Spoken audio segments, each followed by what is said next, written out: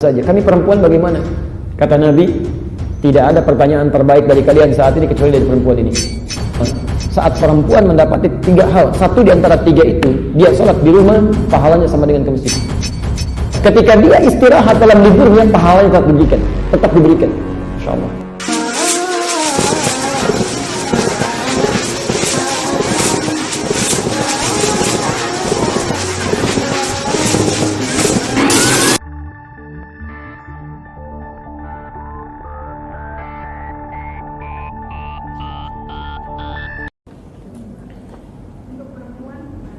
Untuk perempuan, ibu boleh ke masjid dengan 3 syarat.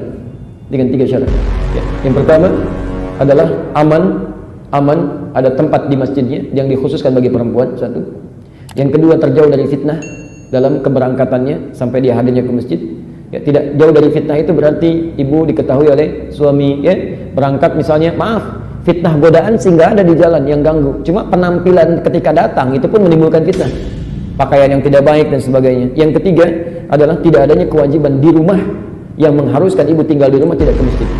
Ada anak yang harus dirawat, bahkan ada yang harus disusui dan sebagainya, misal, ya, maka di rumah lebih utama. Saat perempuan mendapati 3 hal, satu di antara 3 itu, dia sholat di rumah, pahalanya sama dengan ke masjid.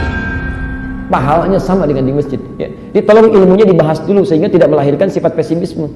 Ya, laki-laki banyak pahalanya, saya enggak. Ada di zaman Nabi itu perempuan Ansor datang pada Nabi mengatakan, ya Rasulullah, enaknya jadi laki-laki katanya. Kata Nabi, 5, kenapa? Enak, mau jihad gak ada batas, mau haji gak usah ada mahram, ke masjid bisa kapan saja. Kami perempuan bagaimana? Kata Nabi, tidak ada pertanyaan terbaik dari kalian saat ini kecuali dari perempuan ini. Pertanyaan terbaik, Masya Allah. Apa kata Nabi? Sampaikan pada teman-temanmu itu. Sampaikan pada teman-temanmu. Rupanya orang ini rapat dulu dengan teman-temannya. Jadi juru bicara datang pada Nabi, sampaikan ini katanya. Nabi tidak diberitahu, tapi dengan sifat kerasulannya diberikan oleh Allah pengetahuan. Sampaikan pada teman-temanmu apa yang dilakukan para suamimu di luar rumah. Sepanjang engkau ridha dengan itu semua, maka engkau dapat pahalanya. Insya Allah. Yang Jumatan siapa? Bapak. Yang menyiapkan pakaiannya? Bapak juga. Ibu yang menyiapkan, ibu yang support, ibu yang titipkan doanya, ibu dapat pahalanya. Pilih mana? Kerja belum tentu dapat gaji, nggak kerja dapat gaji. Anda tidak langsung ke masjid, tidak harus kecewa. Ada tawaran yang lainnya. Ya. Al-Bukhari nomor hadis 2996. Idza maridal 'abdu aw safar kutiba lahu mithla ma kana 'alaihi muqiman sahihan.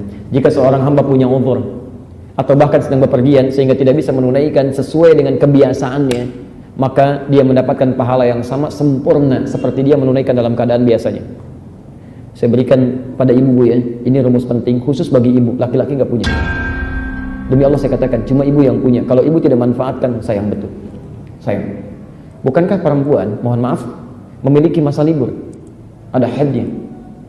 Kalau ibu pahami rumus ini, ya, kata Nabi, seorang yang melakukan kebiasaan baik, kemudian ada uzur tertentu, kebiasaannya tidak bisa dilakukan, dia tetap dapat pahala yang sama.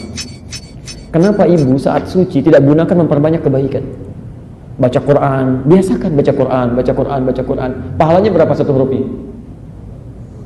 Tahu dari mana? Sebelum kasih tahu. Ya, At-Tirmidzi nomor hadis 2910. Man qara'a harfan min kitabillah falahu asyru hasanat. Siapa yang baca satu huruf saja dari Al-Qur'an, Alkitab, dia dapat 10 kebaikan. Ibu bayangkan, ibu saat masa suci biasa baca Quran. Begitu masuk masa haid tidak baca Quran, pahalanya tetap dapat. Perempuan ketika sedang tidak sholat, itu pahala sholatnya diberikan. Kalau dia biasa sholat, maka bagaimana dengan orang yang biasa tahajud, sholat sunnah dikerjakan, amalannya dikerjakan. Ketika dia istirahat dalam liburnya, pahalanya tetap diberikan. Insyaallah. Maka rugi bagi seorang perempuan ketika dalam masa sucinya tidak bisa memperbanyak amal soleh. Rugi.